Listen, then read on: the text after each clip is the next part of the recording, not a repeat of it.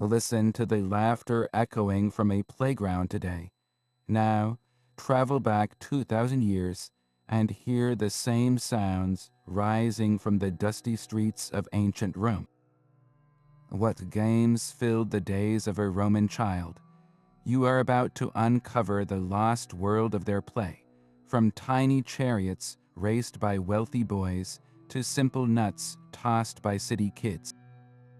I will show you the actual toys and games that shaped childhood in antiquity, giving you a direct window into their daily joys and struggles. How did a game of knucklebones prepare a child for adulthood? What secret messages were hidden in their clay dolls? By the end, you will know the rules to their favorite pastimes and see a side of history rarely taught. If you could step into a Roman courtyard for just one afternoon, which of their ancient games would you choose to play?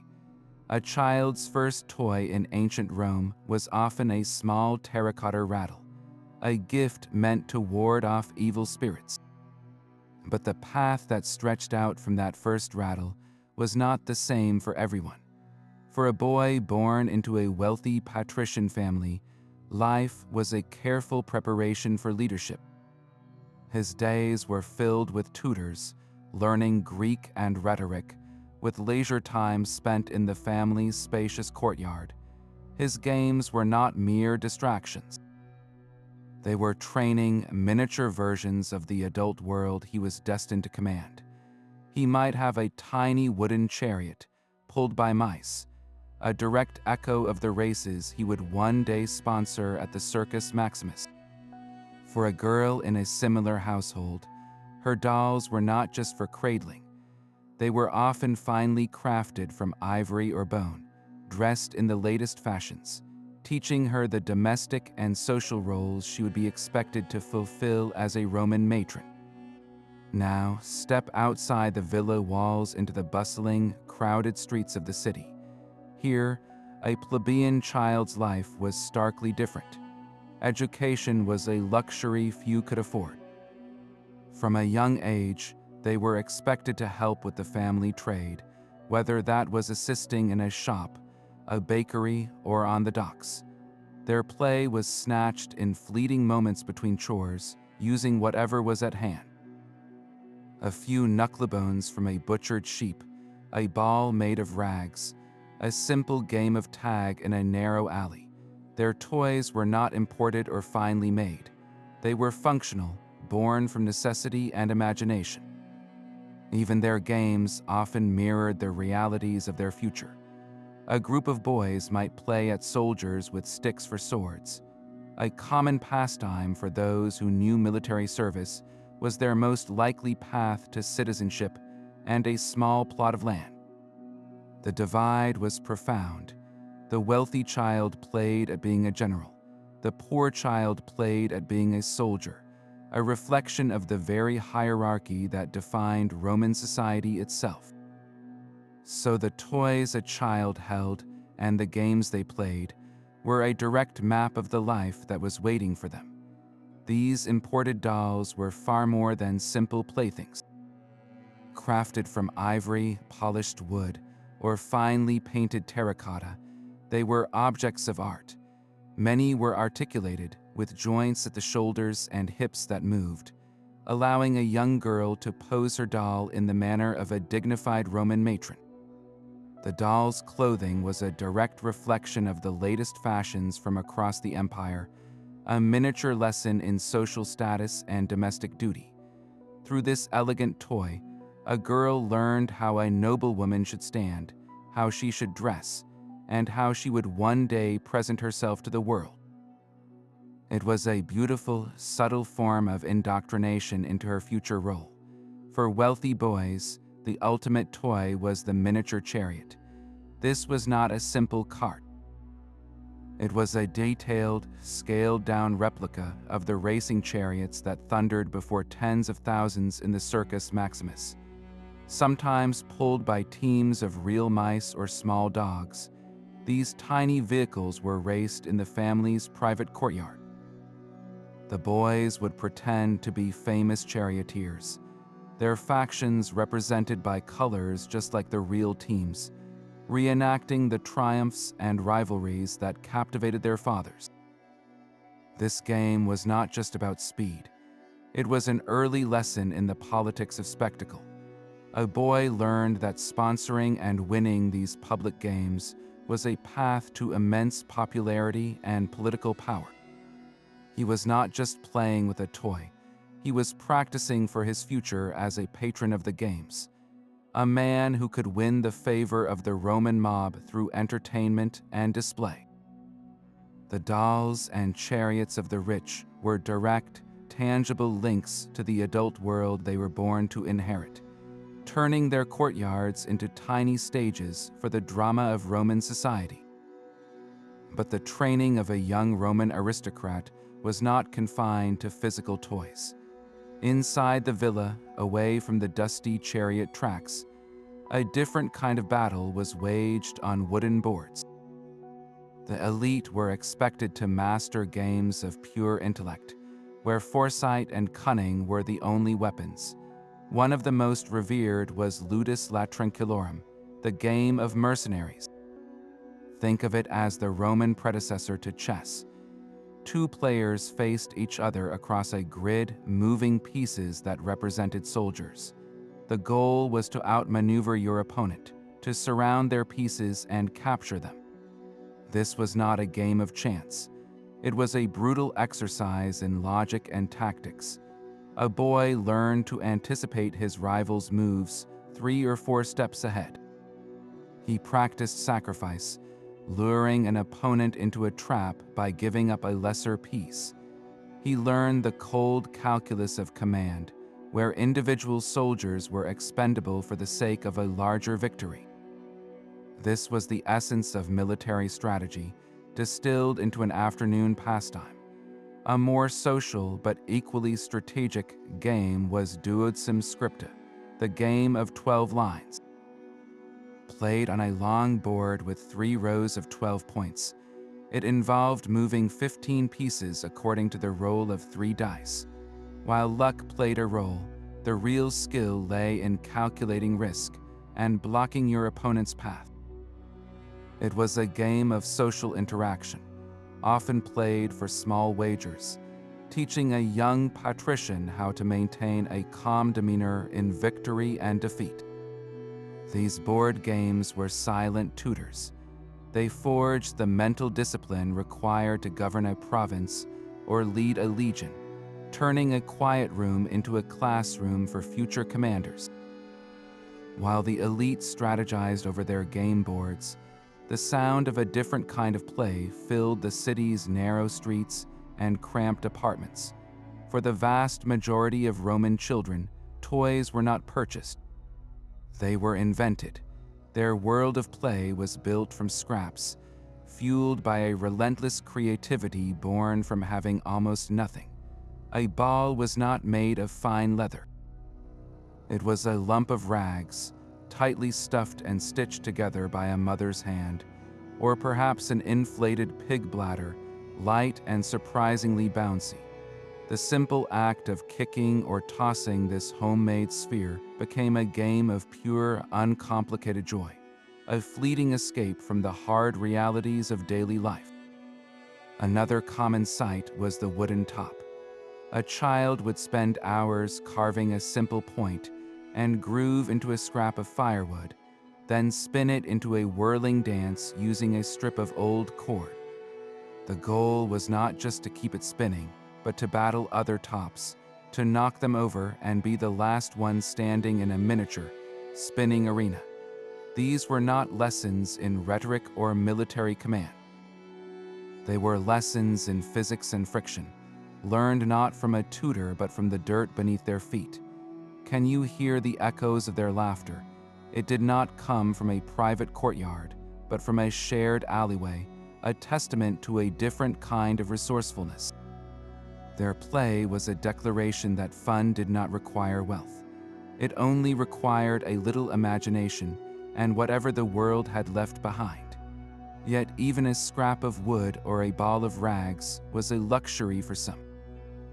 For countless children, The most common toy was something far simpler, something you could find scattered on the ground after a harvest, or traded for a small favor. Nuts, walnuts, hazelnuts, even dried beans served as the universal currency of childhood play. These humble objects were tossed, collected, and gambled with in a dozen different ways. The most famous of these nut games was called Orca. The name itself gives a clue. An orca was a large, narrow-necked jar used for storing oil or wine. In the game, players would take turns tossing their nuts, trying to land them inside the jar's small opening from a distance. It was a test of skill and steady hands, a game of chance that felt like a game of precision. A child's pocketful of nuts was their treasure. They would wager them in games of Orca, their value rising and falling with the skill of the player, much like marbles would in playgrounds centuries later. Winning a large pile of nuts from your friends was a genuine triumph, a form of social status measured not in coins, but in the weight of your winnings. This simple pastime connected the children of senators with the children of bakers. Everyone knew the rules of Orca. It was a great equalizer in a society built on inequality, a shared language of play spoken with the clatter of nuts against clay. The quiet clatter of nuts was one rhythm of the Roman street, but another sound was far louder and more chaotic. The thunder of feet and the sharp cries of players signaled a ball game. Romans adored these sports, and two in particular captured the spirit of their competitive world. The first was trigon, a dizzying test of skill and coordination. Picture 3 players standing in a triangle, each holding several hard, leather-covered balls. The game began with a flurry of simultaneous throws and catches. A player had to catch a ball hurled from one opponent while in the same instant throwing another ball to the third. It was a whirlwind of motion, a constant juggling act under pressure. Speed and accuracy were everything. The goal was to force a mistake, to make an opponent drop a ball or fail to make a catch. This was not a leisurely toss in the park. It was a fast-paced duel of hands and eyes, a game that mirrored the Roman emphasis on agility and quick thinking in the face of multiple challenges. But for those who craved even more physical contact, there was harpastum. This was the Roman equivalent of rugby, a brutal and exhilarating team sport. The name itself comes from a word meaning to snatch, and that is exactly what players did. A small, hard ball, often filled with hair or sand, was the center of a fierce struggle. 2 teams would clash on a field, their objective to control the ball and get it across a line on the opponent's side. There were few rules. Players could grapple, shove, and tackle to wrestle the ball away. It was a game of raw strength, strategy, and sheer determination. Think of the chaos of a scrum, a swirling mass of bodies all fighting for a single object. This was not a game for the wealthy child in the quiet courtyard. This was the sport of soldiers, a training exercise that built toughness, teamwork, and a relentless will to win. From the graceful, frantic dance of trigon to the gritty, ground-level battles of harpastum, the Roman love for competition was literally in their hands. But for all the noise of the ball games, there was another sound, a quieter, more percussive rattle that followed Roman children everywhere. It was the sound of knucklebones. These were not bones from the hand, but the small, blocky ankle bones of sheep or goats. Each one had 4 distinct sides, and each side had a different value, making them the perfect, pocket-sized random number generator of the ancient world. The most common version of the game was a test of pure dexterity, almost identical to the game of jacks you might know. A player would toss a handful of bones into the air, and try to catch as many as possible on the back of their hand.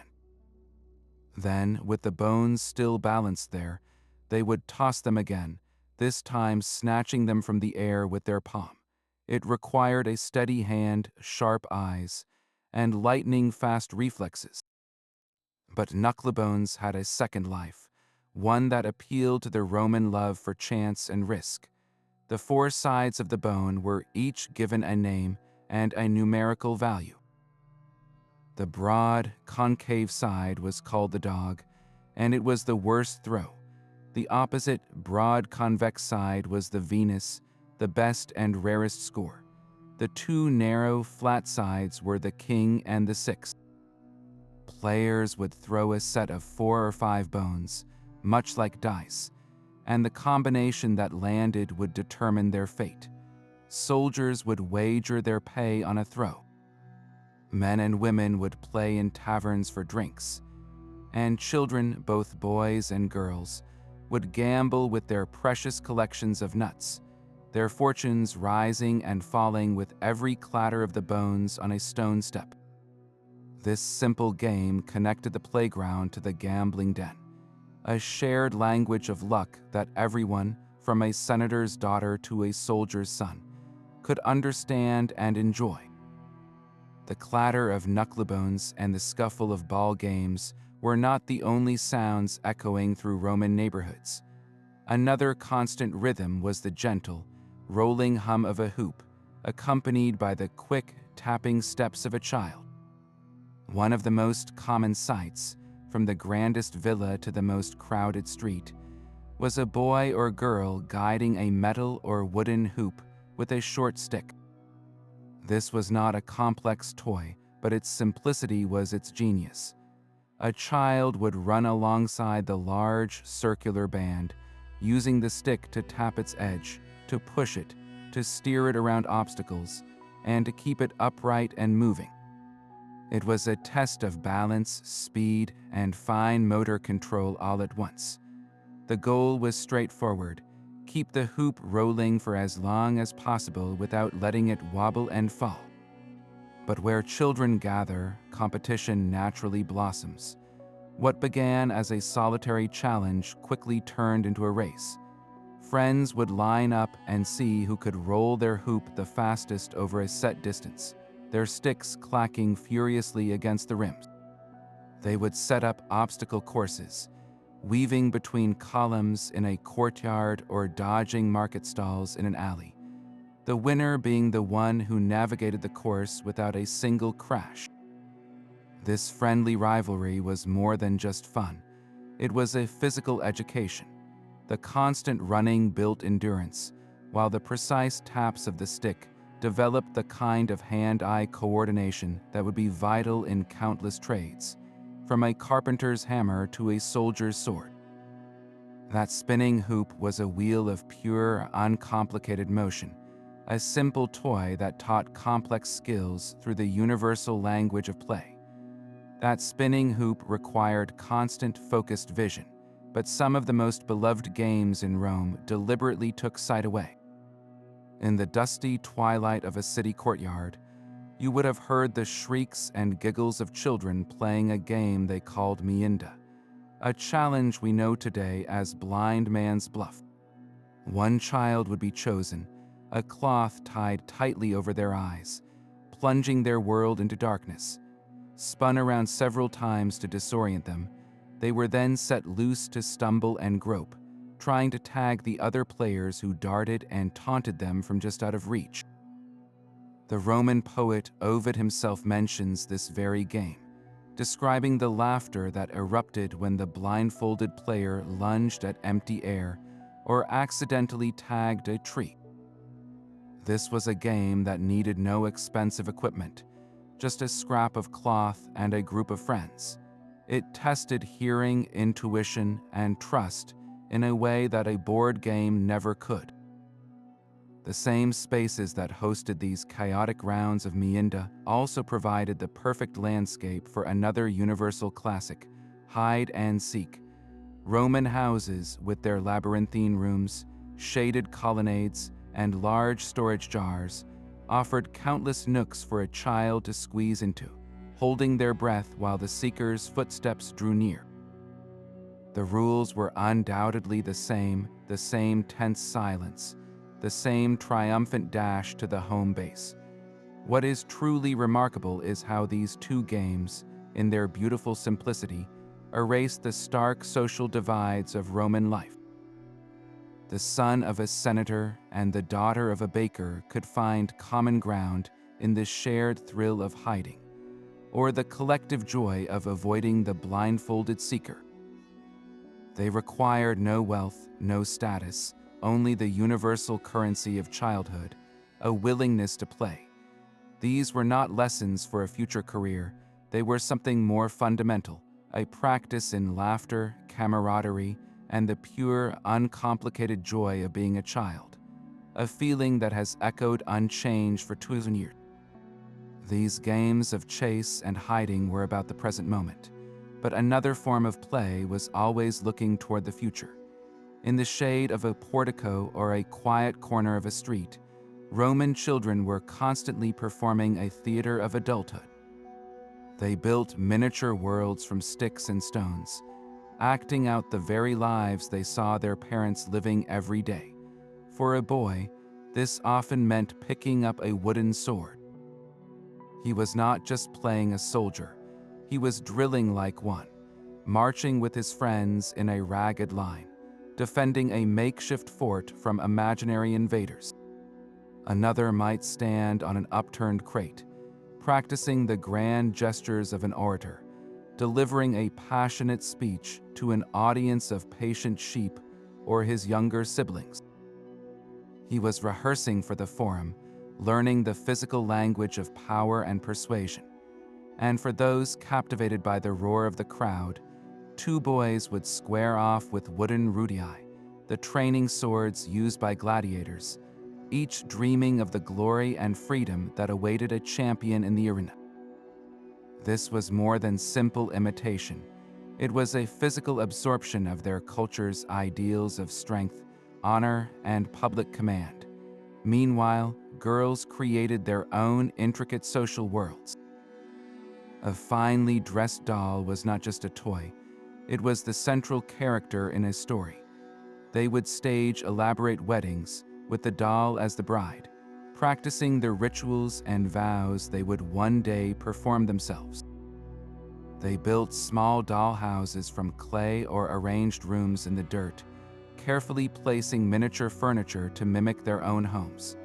Here, they acted out the daily rhythms of a Roman matron, managing the household, receiving guests, and overseeing the work of invisible servants. Other times, a few pebbles became produce, and a blanket spread on the ground transformed into a market stall, where they would haggle and barter just like their mothers did. This play was a silent curriculum, a deep and intuitive rehearsal for the domestic and economic roles they were destined to fill. Through these games, the vast, complex tapestry of Roman society was woven, one small, pretend scene at a time. From the quiet theater of pretend games rose a world of purposeful noise. The very first sound in a Roman child's life was often the deliberate rattle of a toy. These were not mere noisemakers. Called crepundia, they were small terracotta or metal containers, carefully filled with tiny pebbles or clay beads. When shaken, they produced a soft percussive clatter, a sound meant to do much more than amuse. Parents believed this noise had the power to frighten away evil spirits, protecting the vulnerable infant in its cradle. A crepundia was a charm, a guardian in clay form, and the child's first introduction to a world where even play had a layer of spiritual protection. But the sounds of the nursery did not stop with rattles. Whimsical figurines, crafted from baked clay or cast in bronze, populated a child's world. These were not the elegant dolls of the aristocracy, but sturdy, charming models of animals. A creaking pull toy dog on wheels, its jaw clacking as it was dragged across the floor. a hollow clay bird designed as a whistle that could emit a sharp, trilling call when filled with water and blown. Every squeak, every whistle, every clatter was thought to form a protective barrier. The logic was simple: malevolent forces disliked chaos and joyful noise. So a child's playful clamor became a kind of magic, a sonic shield woven from laughter and the simple mechanics of their toys. These auditory toys connected the deepest superstitions of Roman culture to the most innocent of human activities, turning a baby's grasp into a gesture of ancient power. That clatter of knucklebones was not always innocent fun.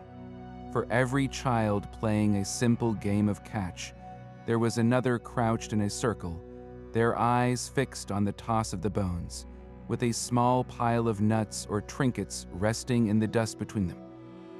Children did not just play with knucklebones, they gambled with them. The 4 distinct sides of the sheep's ankle bone made it a perfect natural die. A quick shake in a cupped hand, a toss onto a flat stone, and a child's fortune in walnuts could change in an instant. This was the ancient world's slot machine, a pocket-sized engine of chance that captivated young and old alike. The thrill of a winning throw, the groan at a bad roll, the tension of a high-stakes game among friends. These feelings were as real on the streets of Rome as in any modern casino.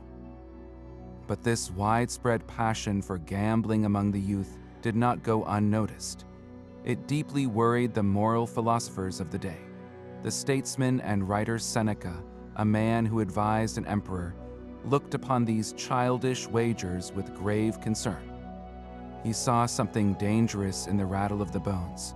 For Seneca, gambling was not a harmless pastime. It taught a terrible lesson: that reward could come without work, that victory could be seized through blind luck rather than merit and effort.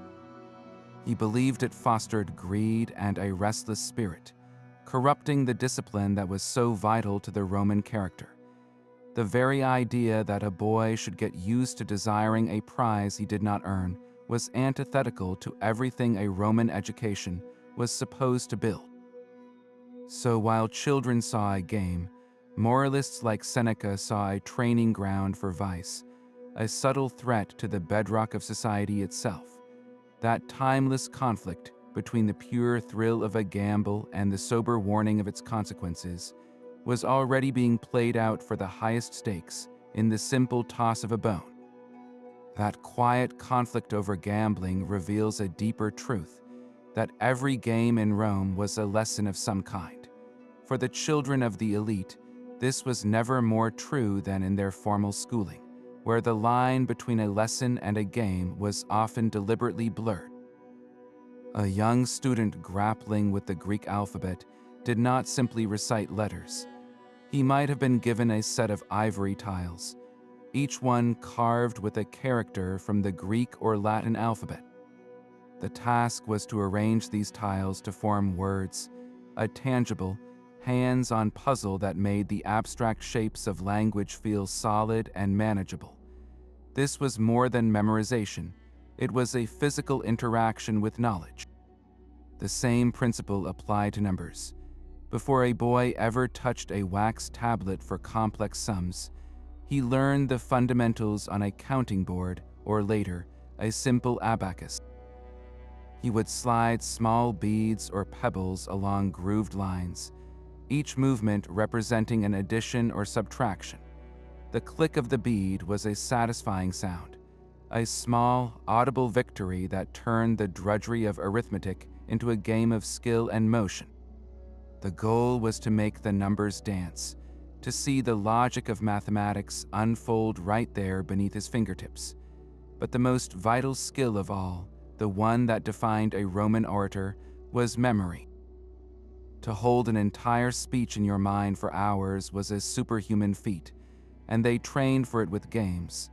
A tutor might place a tray of assorted objects before his student: a comb, a coin, a knife, a figurine. The boy would study them for a short time before the tray was covered. His challenge was to recall every item in the exact order they were presented. This was not a passive test. It was an active construction of a memory palace, a technique used by the greatest statesmen. He was learning to attach ideas to images, to walk through a mental landscape of his own creation to retrieve information on demand. In this way, the classroom became another kind of playground, where the toys were letters, numbers, and memories, and the games played there were preparing a child for a life of power and persuasion. The same river that carried trade ships into the heart of Rome also served as its grandest public pool. On a hot afternoon, the banks of the Tiber were alive with the splashing and shouts of children escaping the city's stifling heat. They did not see a sacred waterway or a political boundary. They saw a cool, muddy, and irresistible playground. Swimming was not a formal sport, but a vital, everyday skill and a source of pure, unadulterated joy. Children would challenge each other to races across the current, their small bodies fighting the powerful flow. Others would simply float, letting the water carry them downstream before scrambling out to run back and do it all over again. This was more than just a way to cool off. It was a direct, physical engagement with the most important natural feature of their world. In that water, a child learned to respect the river's strength, to understand its currents, and to find a sense of freedom that the crowded city streets could never offer. For a few hours, the mighty Tiber was not a monument to empire, but a personal escape, a liquid arena where the only rule was to stay afloat. Yet this playful swimming held a practical edge for many families. The same river that provided recreation could also put food on the table. While the children splashed in the shallows, older boys and even their fathers would often be found along the quieter stretches of the bank, lines cast into the murky water. Fishing was a dual-purpose pastime, a quiet form of relaxation that could yield a tangible reward. A successful catch of eel or river fish meant a welcome addition to the evening meal, a small but significant contribution to the family's diet. This was the reality for countless Roman children. An activity was rarely just for fun. Play and work were seamlessly woven together. A day spent by the river could be both an adventure and a chore, a lesson in both survival and simple pleasure. The line between necessity and recreation blurred in the flow of the current, teaching a young Roman that even in leisure there was purpose. The same river that offered freedom could also prepare a child for a life of conflict. Along its muddy banks and in the dusty public spaces, the games often turned from playful to purposeful, mirroring the martial heartbeat of the empire itself. Boys, in particular, were constantly drawn to mock battles. These were not the chaotic skirmishes of a simple game of tag. They were organized, disciplined affairs. A boy would fashion a shield from a piece of discarded wood, his sword a carefully whittled stick. He and his friends would divide into two small armies, adopting the names of famous legions or the tribes Rome had conquered. Their battles were a direct rehearsal for the military service that awaited most of them. They practiced forming a line, advancing in unison, and the basic principles of combat they heard about in the stories of their fathers and older brothers. The goal was not just to win, but to emulate the legionaries' discipline, to feel the weight of a shield, even a wooden one, and to understand that victory depended on holding the line together. This play was a physical education in Roman values, where courage and cohesion were drilled into their muscles long before they ever saw a real battlefield. But an even darker form of play was emerging from the shadow of the arena. In the aftermath of a major gladiatorial games, the city's children would be electrified by the spectacle. They saw the roaring crowds, the flash of steel, and the iconic figures of the different gladiator types. And so they began to play at being gladiators themselves. Two boys would square off, each pretending to be a specific class of fighter. One might take the role of the Murmillo with his heavy, fish-crested helmet imagined from a clay pot and a long wooden sword. The other would play the Rashirius, the nimble netman, using a discarded fishing net and a stick for a trident. They would act out the dramatic duels they had witnessed, complete with theatrical deaths and appeals to an imaginary crowd for mercy. This was more than simple imitation. It was a chilling normalization of the arena's violence. Through this play, the blood sport of the state was woven into the fabric of their childhood, transforming a public execution into a thrilling afternoon game. The wooden swords they carried were not just toys. They were tiny, harmless echoes of the very real blades that maintained the Pax Romana, a stark reminder that in Rome, even a child's imagination was drafted into the service of empire. The small clay horse, its legs broken but its painted saddle still visible, was not found in a market or a home.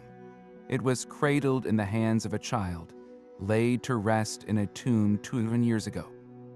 These graves are our most direct and heartbreaking connection to the world of Roman childhood.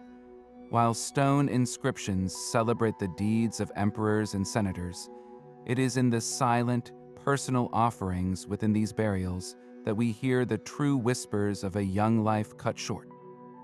Parents, in their grief, would often place a child's most cherished possessions beside them for the journey to the afterlife.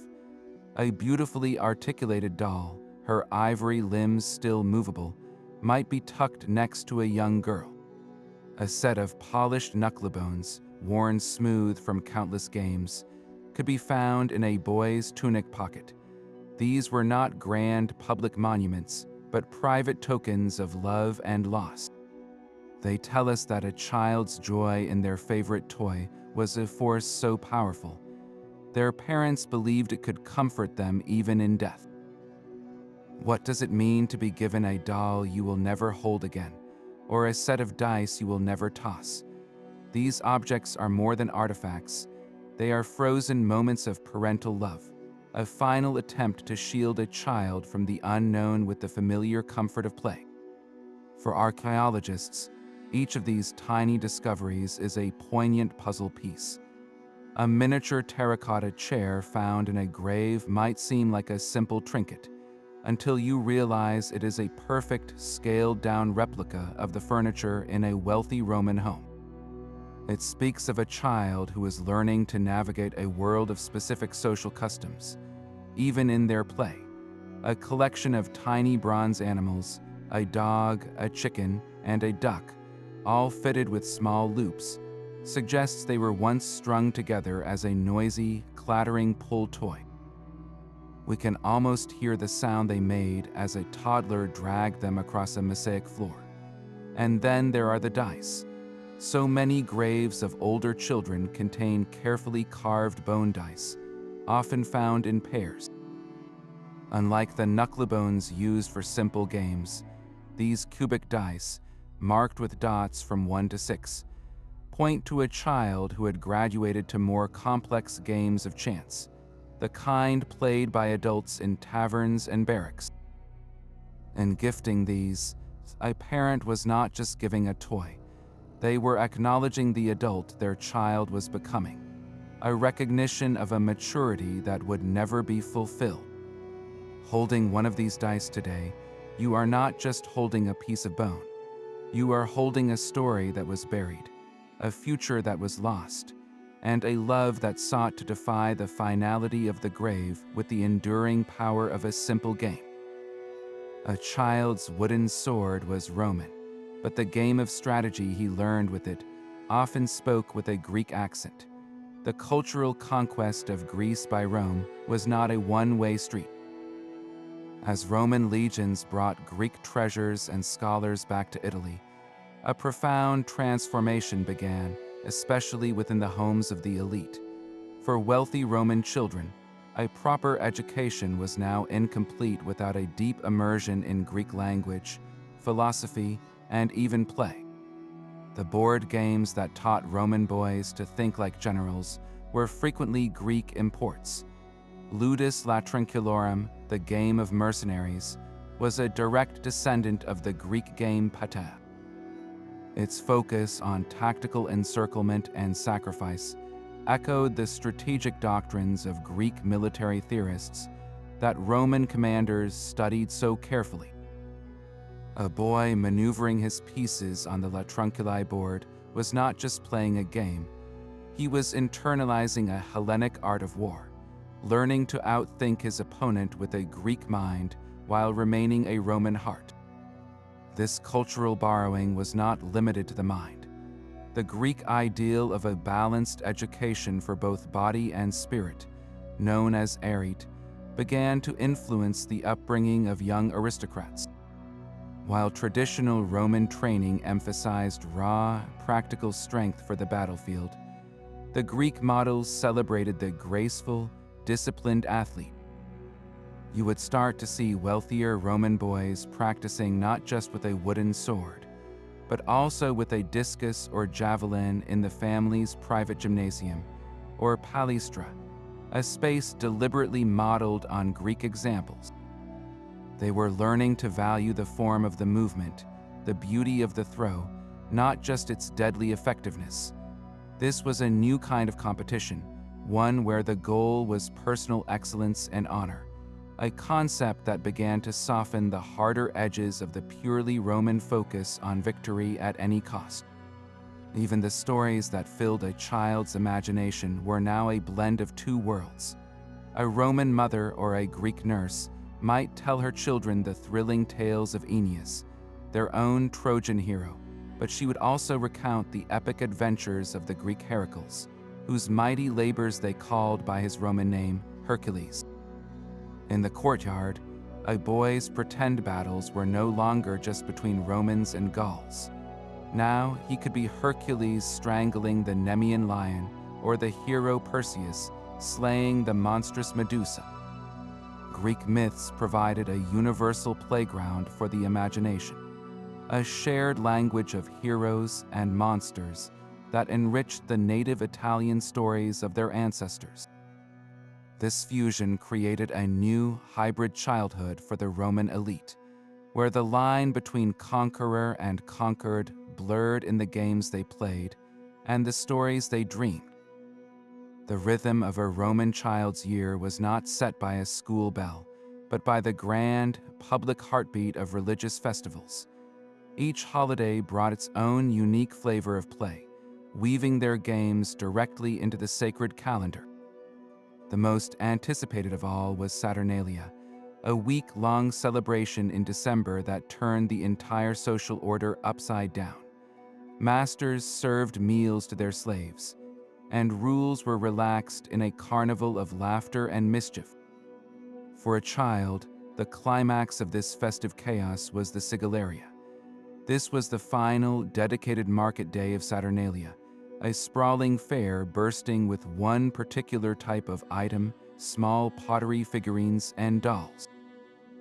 The stalls were a wonderland of terracotta and painted clay, offering everything from miniature animals and mythical heroes to fashionable dolls. These were not expensive ivory figures, but affordable, mass-produced trinkets, making them the perfect gift for parents to give their children or for friends to exchange. The act of choosing a small horse or a new doll from the Sigillaria market became a cherished holiday tradition, a tangible piece of the festival's joy that a child could hold onto long after the celebrations ended. This was more than just shopping, it was a ritual. By linking a specific type of toy to a specific holy day, Roman culture cemented the connection between play and piety. The doll from the Sigillaria was not just a toy, it was a souvenir of Saturnalia itself, a physical memory of the time when the world was briefly, magically, reversed. Can you hear the noise of that ancient fair? the excited chatter of children weighing their options, the clatter of countless clay figures being examined. In that sound, you hear the timeless excitement of a holiday gift, an echo that has traveled straight from a Roman marketplace to your own winter celebrations. A girl's world was often contained within the walls of a dollhouse, while a boy's realms stretched to the edges of an imagined empire. This division was no accident. From their earliest years, Roman children were handed different toys that channeled them toward their predetermined futures. For a girl, the most significant object was almost always her doll. These were not just companions, they were meticulously crafted instructors. An articulated doll made of ivory or wood, dressed in a miniature stola, was a physical blueprint for her life as a matron. Through play, she rehearsed the rituals of womanhood, staging tiny weddings, managing a miniature household, and learning the social graces expected of her. Her games were a quiet, domestic rehearsal for a life centered on the home and family. Even the miniature furniture and tiny cooking pots found in some graves point to this deeply ingrained training, where play was a continuous lesson in domestic duty. A boy, however, was given the tools of public life. His hands were meant to hold a wooden sword, not a doll. A Rudy's, the practice sword, was more than a toy. It was a promise of citizenship and a symbol of the virtus, the manly courage he was expected to embody. His games spilled out of the house into the courtyard and the streets, where he and his friends would form makeshift armies, their shouts echoing the drills of real legionaries. While his sister learned to arrange a doll's robes, he learned to hold a shield wall. While she practiced receiving guests in her tiny atrium, he practiced commanding his friends on a makeshift battlefield. The chariot he raced, even if pulled by mice, was not merely about speed.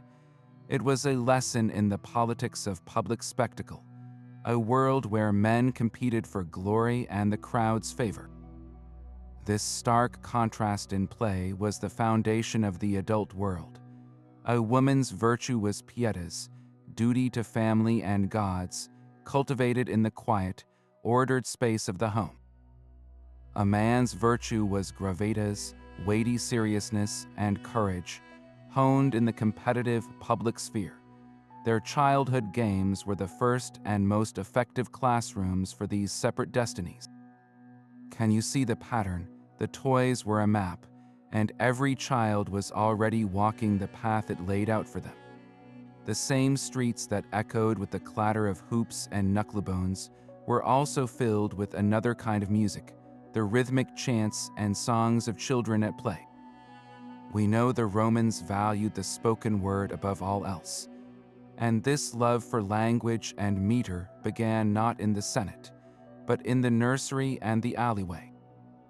While no complete book of Roman nursery rhymes has survived, we have precious fragments and references that let us piece together their soundscape. Roman children had singing games, simple melodies passed down through generations, often accompanying a dance or a circle game. A poet like Horace might casually mention a popular children's song of his day, giving us a fleeting glimpse of lyrics now lost to time. These were not complex compositions, but simple, repetitive verses, easy for a young child to memorize and sing. The rhythm of the words gave structure to their play, turning a simple ring of children into a living, chanting circle. But the most practical use of this oral tradition was the counting out rhyme, known as a soars or sorts. Before a game of tag or blind man's bluff could begin, the children needed to choose who would be it. They did not simply point, they performed a small ritual of chants. The children would stand in a circle as one of them, often the oldest, would chant a rhyme. With each syllable, they would point to a different player in sequence. The child on whom the final word landed was chosen, bound by the invisible law of the rhyme. This was more than just a random selection. It was a way to distribute fate fairly, to remove human bias from the equation and let the rhythm of the words decide. The power of the sores was so deeply ingrained that the same Latin word was used for these playground rhymes, and for the sacred lots drawn by priests to discern the will of the gods. In the mind of a Roman child, the principle was the same: a higher order, whether divine or poetic, was making the choice. Can you hear the cadence of their young voices, rising and falling in unison? That sound was the true background music of their childhood, a layer of rhythm and rhyme that turned every game into a tiny spoken word performance. The rhythmic chants that chose the seeker were often just the prelude to a burst of raw, physical energy. Beyond the formal lines of ball games, Roman children engaged in a timeless pursuit, the pure, heart-pounding thrill of the chase. While we lack a rulebook, literary hints, and the simple logic of play point to games that would be instantly familiar in any schoolyard today, the Roman poet Ovid provides our clearest clue, mentioning a game called Lupus Isti, or He is the Wolf. In this version of tag, one child was designated the wolf, a predator set loose among the flock of other players. The rules were surely simple. Once the wolf was chosen, he had to chase and catch another child, who would then become the wolf in turn. Think of the dynamic, the sudden sprints, the desperate dodges, the triumphant tag that passed the role of hunter to the hunted. This was not a game of strategy or chance, but a test of pure speed and agility. The very name, He is the Wolf, taps into a deep, primal fear and excitement, transforming a city street or a grassy field into a wilderness of the imagination. Can you hear the shrieks of mock terror and delight as the wolf gave chase? Another common game was likely a simple capture the flag style contest, where two teams would vie to invade the other's territory and seize a prized object, perhaps a stick or a piece of cloth, and return it safely to their own base. This required more than just running. It involved teamwork, diversion, and the sheer physical exertion of wresting an object away from an opponent. These running games served a vital purpose beyond mere fun. In a world without organized sports for children, they were a fundamental form of exercise, building stamina, coordination, and quick reflexes. They channeled the boundless energy of youth into a structured social activity, reinforcing the bonds of friendship through shared, breathless laughter. The universal need to run, to chase, and to be chased seems to be written into our very DNA, a thread of play connecting a Roman child shouting Lupus Isti to the children in your own neighborhood, still playing the very same game 2 years later. That wooden sword was a promise of earthly power, but another object offered protection from forces far beyond the battlefield. From the moment a freeborn Roman boy was named, just 9 days after his birth, he was given a bulla.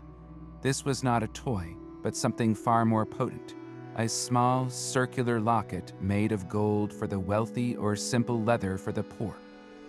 Inside this tiny container were protective charms, perhaps a bit of sacred herb or a written prayer, and it was worn around the neck constantly. The bulla was a physical shield against envy, evil spirits, and the evil eye, a parent's most powerful defense for their vulnerable child. A boy would wear his bulla throughout his childhood, only formally laying it aside when he came of age, and exchanged his child's tunic for the pure white toga of a man. For girls, similar amulets were common, often shaped like phalluses or fists, symbols believed to ward off malevolent magic. These were not hidden away, but worn openly, jangling alongside other trinkets as a child ran and played. The line between jewelry and spiritual armor was beautifully, practically thin. Even the dolls we have discussed held a deeper, sacred purpose. When a girl approached marriageable age, her childhood was officially over. In a poignant ritual marking her transition to womanhood, she would often dedicate her dolls to the goddess Venus, or to the household gods called Lairs. She would take the doll that had been her constant companion, the silent student of domestic life, and place it on the altar as an offering. This was not merely discarding an old toy. It was a profound act of devotion, a symbolic surrender of her childhood in exchange for the goddess's blessing on her future as a wife and mother. In that moment, the plaything became a sacred vessel, its purpose fulfilled. The doll that had taught her how to be a matron was now given back to the divine, a bridge between the games of a child and the solemn duties of an adult. Can you see the connection? The bulla guarded the body, while the ritual of the doll safeguarded the spirit's passage into a new life. In Rome, even a child's most personal possessions were never truly just their own. They were links in a chain connecting the nursery to the temple and play to piety. The echoes of those Roman games did not fade with the empire's fall. As the legions withdrew and the grand cities quieted, the laughter of children remained, carrying the oldest forms of play forward into a new age. The simple, universal games proved to be the most resilient. Those knucklebones, the astragali tossed by Roman soldiers and children alike, never truly disappeared. In the medieval world, they evolved, becoming the game of jacks. The rules were nearly identical. Toss one bone or a small ball into the air, and snatch as many of the others as you can before catching the first. The sheep's ankle bone was often replaced by a crafted metal star, but the essential challenge of dexterity and speed remained unchanged. It is a direct line, from a child in a Pompeian courtyard to one in a medieval village, their hands moving in the same quick, practiced dance. The Roman passion for ball games also refused to die. The chaotic, grappling sport of harpastum, with its small, hard ball and its focus on territorial struggle, found a new, brutal life in the mob football matches of the Middle Ages. Entire villages would clash in the streets, a massive, often violent scrum to move a ball to a specific landmark, with hardly any rules to restrain them. This was harpastum on a grand, community-wide scale, the same core objective of force and possession echoing through the centuries. Even the rhythmic counting out rhymes, the sorts used to choose who was it, survived the transition from Latin to the vernacular languages of Europe. The sacred power of the lot was secularized in the playground chant, but the principle was identical. A medieval child pointing at their friends while reciting a rhyme in Old French or Middle English was participating in the exact same ritual of fate as their Roman ancestor. This continuity reveals a profound truth about childhood itself. The fundamental ways children play, testing their bodies, their wits, and their luck, are remarkably resistant to the rise and fall of empires. The toys may change from terracotta to plastic, but the games, in their purest forms, are immortal. They are a living archaeology, passed not through stone inscriptions, but from one generation of children to the next, in an unbroken chain of play. That unbroken chain of play leads us right back to where we began, listening for the echoes of laughter in a Roman street. We have wandered through a world both familiar and strange, from the simple clatter of nuts in a game of Orca to the intricate strategies played out on a La Trunculi board. We saw the wealthy child guiding his mouse-drawn chariot, rehearsing for a life of public spectacle, and the city child spinning a homemade top, finding joy in a scrap of wood. We witnessed the quiet theater of a girl staging a doll's wedding and the boisterous chaos of a ball game called harpastum. Each game, each toy was a tiny window into a life, a lesson in duty, a test of skill, or a simple, defiant act of fun. The spirit that animated these ancient pastimes is the very same one that fills playgrounds today. It is the universal currency of childhood, built on imagination, fueled by friendly competition, and expressed in pure, uncomplicated joy. These children were not so different from our own. They dreamed of being heroes, they argued over the rules, and they lost track of time in the thrill of the game. So the next time you see a child chasing a friend in a game of tag, or carefully arranging a doll's house, take a moment to look closer. You are witnessing a tradition that is 200 years old. You are seeing the ghost of a Roman child at play. I will leave you with one final question, a thought to carry with you from this journey into the past. If you could step into that sun-drenched courtyard or that bustling alley for just one afternoon, which of these ancient games would you choose to join? Would you test your aim with a toss of the nuts, or your strategy on the mercenaries' board? Share your choice in the comments below. Let's keep their games and their memories alive.